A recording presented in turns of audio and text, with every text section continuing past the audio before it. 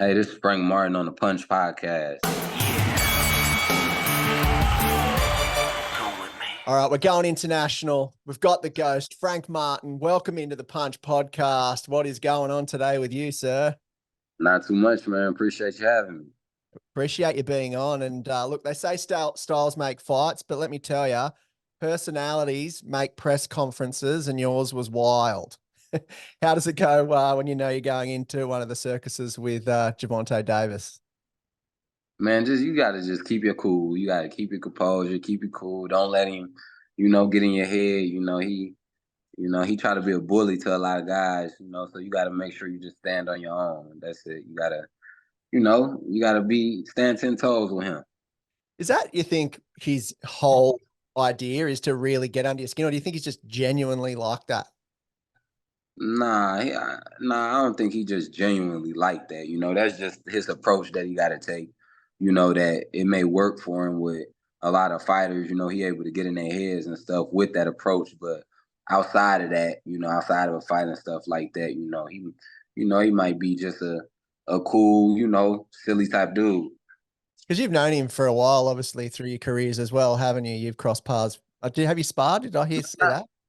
No, we don't really. I don't know him. I don't know him like that. We sparred and stuff, but it ain't hard to read somebody. It ain't hard to read a guy. I've only really ran into him the one time that we sparred. That was kind of like the only time we ever really been around each other, and then the prep for the press conference. Those was the only two times. I don't want to start a rumor, but did you say you dropped him 5 times, knocked him out, and sprained his ankle? Can we go with that today? Man. Nah, man. It was good work though. It was good work. I'm sure it was. Obviously, you would have saw him with Rolly Romero, then Ryan Garcia as well. And I guess you know what you're signing up for. When you see Gervonta Davis's name on a contract, one thing, you get the madness that comes with it. But B, you've got the top dog, world title shot, MGM Grand. And for you, that's about time, right? Yeah, for sure. It's one of the ones I've been waiting for.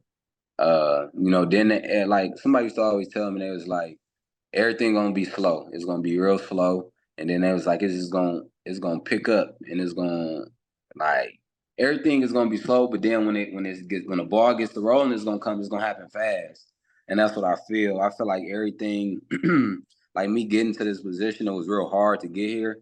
And then now, like, everything just started happening fast, unfolding fast. So like now we here. This is a big fight for me.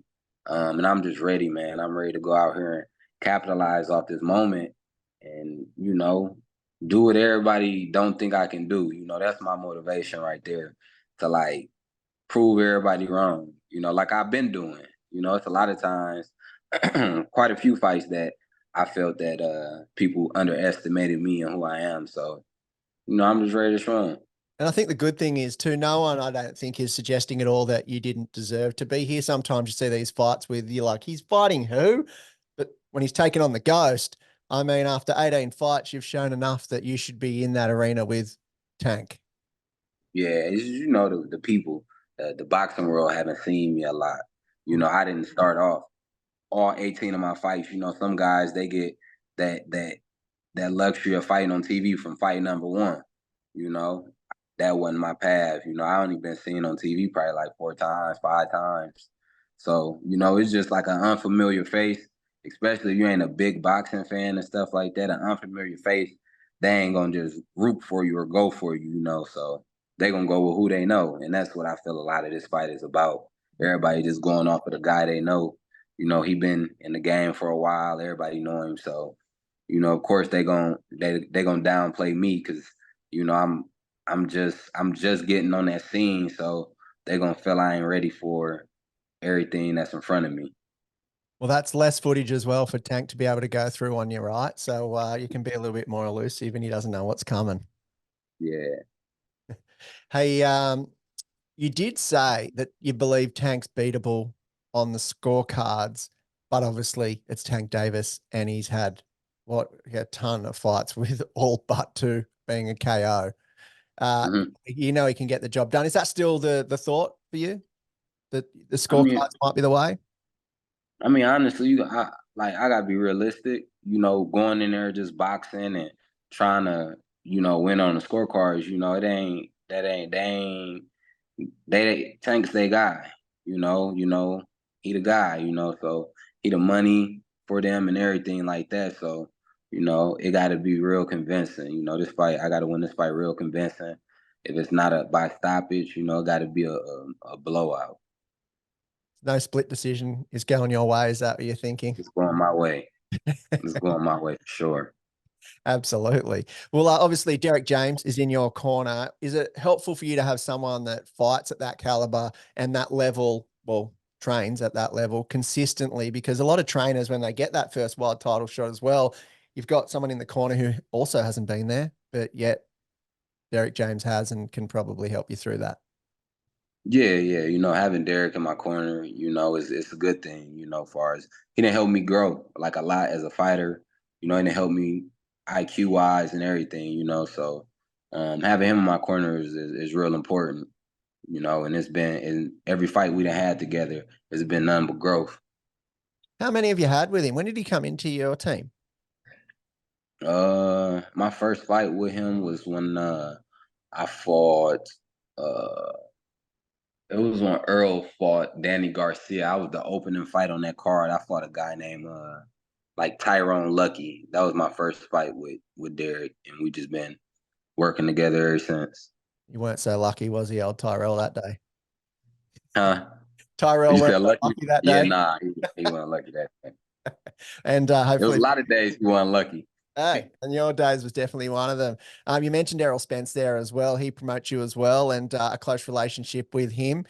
He's also got some stuff coming up as well. I believe Sebastian Fundora, which is interesting. Knowing Errol Spence like you do, how's he going to deal with that sort of height? Because we saw with Tim Tszyu what happened there as well.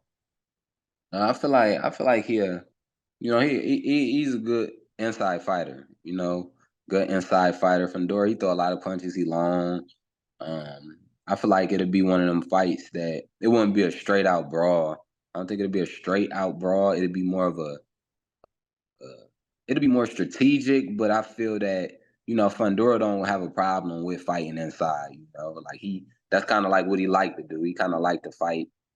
Like he throw a lot of punches. He like to fight inside. So I feel like both of their styles are just be it'd be like a lot of punches thrown on both sides. But I don't think it's just gonna be like a straight slugfest. I think it'd be more of it won't be like a Tim Tszyu and a Fundora. I think it'd be more calculated, just a little bit more calculated.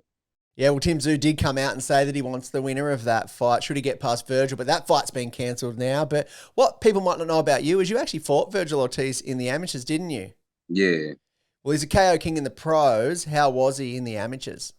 He was a good amateur. A lot of times when I was fighting these guys, I didn't even know who they was. I wasn't the guy who was looking at the brackets, trying to see who I was fighting. I was just going making it to the championship fights and winning. Fighting those type of guys like Virgil and other top names. And doing what I'm not supposed to do. Beating them. So like I never really got off until like who guys are and stuff like that, because that's where a lot of people go wrong. You psych yourself out, so a lot of times when I was beating guys, I didn't even know who they was. And some guys they look at them brackets and they be knowing exactly who is who. I ain't never really like get into that. Do you think Tim Tszyu can beat Virgil if that fight does ever come back around and we see Virgil at 154 with Tim? I think that'll be a good fight. I think that'll be a good fight. I'm actually excited to see that fight right there. They both explosive. But Virgil got that. Virgil a tough guy. Virgil a tough guy. Well, one thing we are looking forward to is you versus Tank Davis, the MGM Grand. I mean, for the 100th fight too. So you're on an iconic fight card as well. Of all the fights that have ever been there, the most notorious ever, you get to fight on the 100th. So that's also pretty cool for you too, right? June 15. Special right there. And get the strap, the WBA strap on the Ghost, huh? Right. That's yeah. right. All right. Well, you can tune in, you can check that out, and we appreciate your time. Frank the Ghost Martin, thanks for stopping by the Punch Podcast, and always good to catch up with folks of your caliber on this show as well, and all the best first Tank Davis. No problem, man. Appreciate you.